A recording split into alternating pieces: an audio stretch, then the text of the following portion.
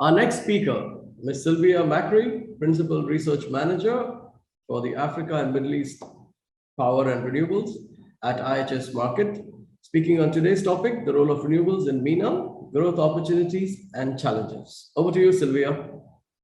Thank you, Melwin, and thank you for inviting me to speak at this conference today, and welcome to the people attending this session.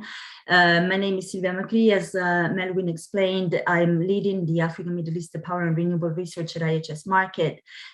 Just briefly on the company, for those of you who are not aware of the company, so IHS Markit is an information company with expertise across different industries. You see here the breadth really of our coverage and research work that we do at IHS Markit. We provide data, software and insights to our clients to make them to help them make better informed decisions. So my presentation today will focus on the opportunities for renewables in the Middle East and North Africa. I will briefly show where the region is right now, what opportunities we see going forward with just a quick view at our long-term forecast. And then I will try to focus on the challenges that are preventing the region to really grasp the opportunity and accelerate this path towards a more a greener energy mix in the future. Just to put things in perspective, I thought it would be a good idea to show where the region sits compared to other regions in the world. This is our latest renewable forecast for global renewable forecast. As you can see, we expect about 9 terawatts, so 9,000 gigawatts of renewable energy to be added between today and 2050. That makes renewables the largest sources of generation in terms of capacity in the world. So the one with the biggest opportunity to grow. And when we look so at the Middle East and Africa altogether here, but more specifically North Africa and the Middle East, we see that the region takes a small share of this big pie. The reasons are different, and we will discover these reasons going through the presentation. But part of it is also the relative size of these power markets compared to other markets that we see here in the global view. And the second reason really is the kind of commitment that the region is taking towards renewables that it cannot be sometimes comparable to what other regions or countries have made. Looking more closely at the picture today and in the future for, again, the Middle East and North African countries, in fact, the picture is not so gloomy as I probably presented it when we looked at the Middle East and North Africa more in a global perspective. In the left-hand side, we have a look at what the installed capacity of renewables is in the region today, well, as of 2020, and we're talking about 15 gigawatts, 1,500 megawatts about of renewable installed capacity in the whole region. But also when we move from today, which is a very small share of renewable capacity in the total energy mix of these countries. So when we move to the 2050 picture, we see that the situation changes completely. We expect the installed capacity from renewable energy in 2050 in Middle East and North Africa to be 410 megawatts, more or less.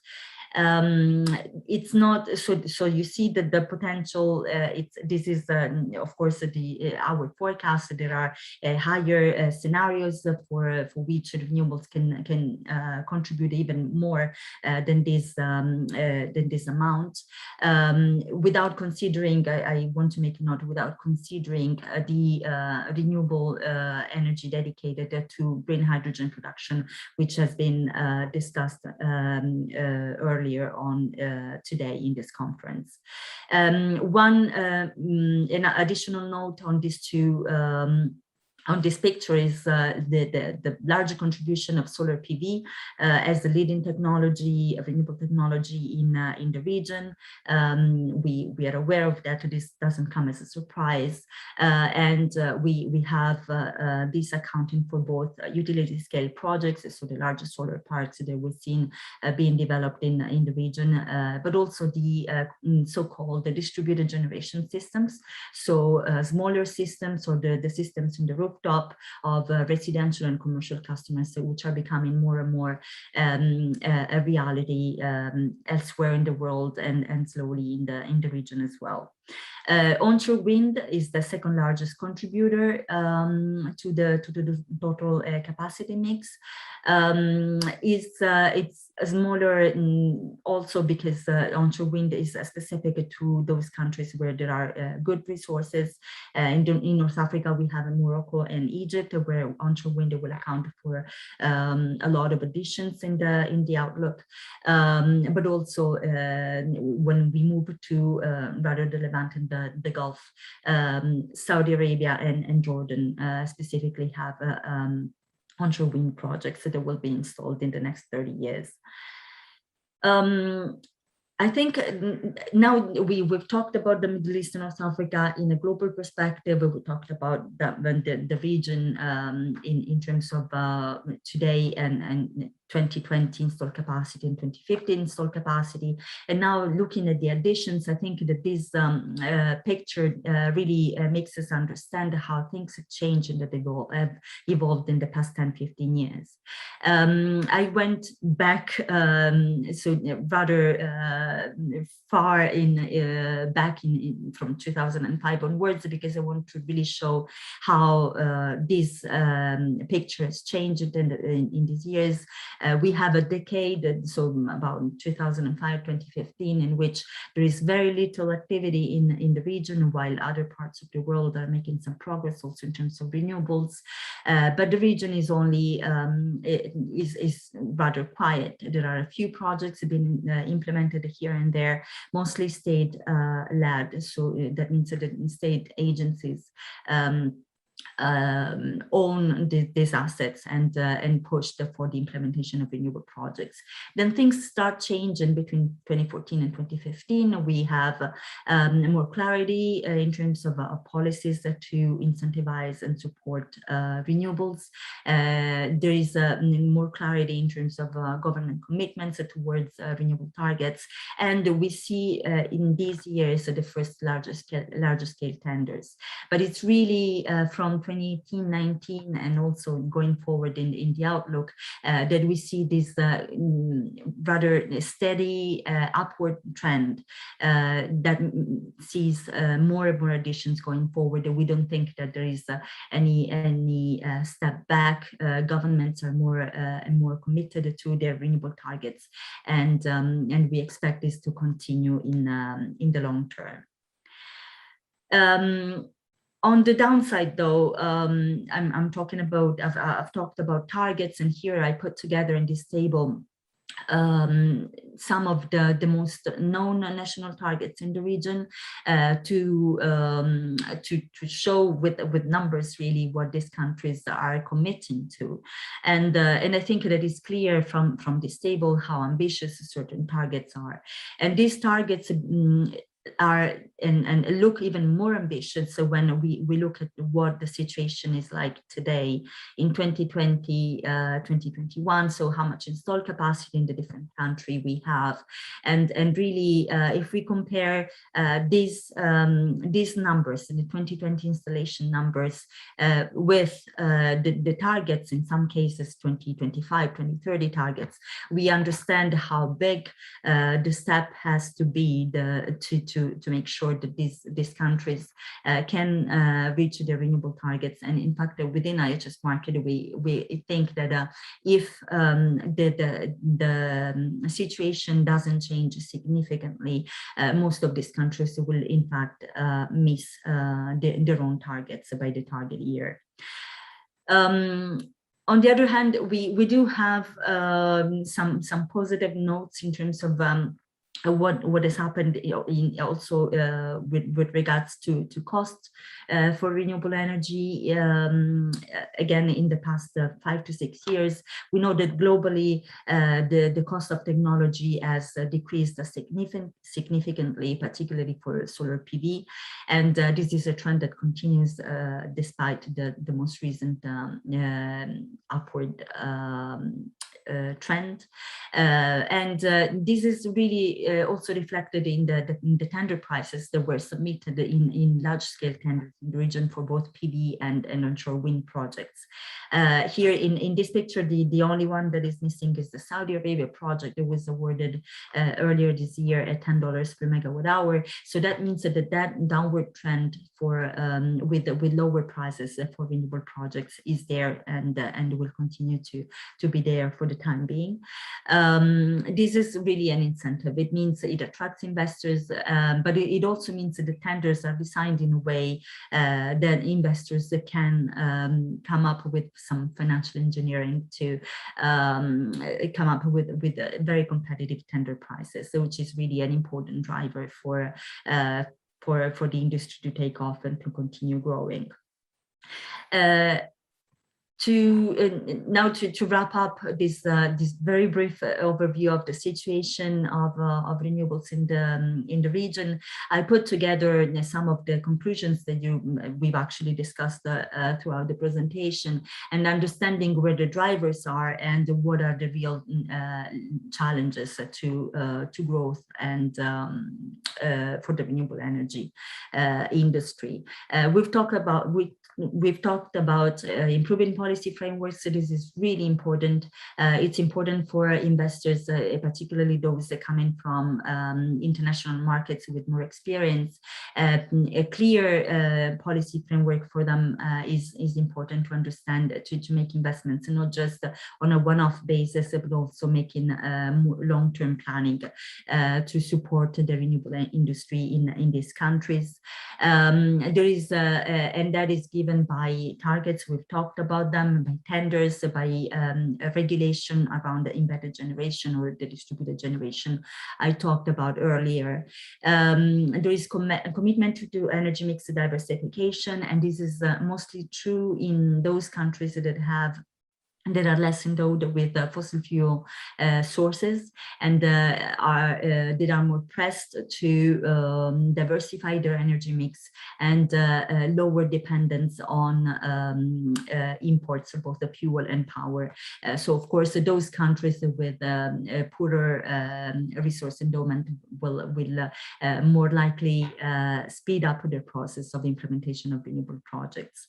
Declining technology costs that have supported also lower tender prices, increase does the competitiveness of renewable energy reflected in those tender prices that we've seen in tenders.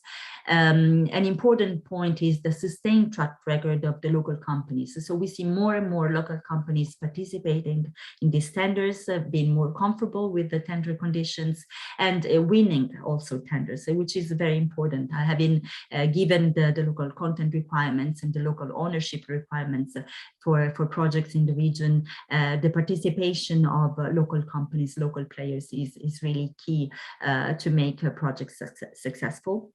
And last but not least, something that I mentioned earlier, but also I'm sure that have been extensively covered in the previous sessions today, is the opportunity that the green hydrogen production industry is given, and that is being also taken up by more and more countries in this region. On the downside, though, there is limited availability of funds in those non-oil and gas exporting countries, and their dependence on multilateral funding is quite significant.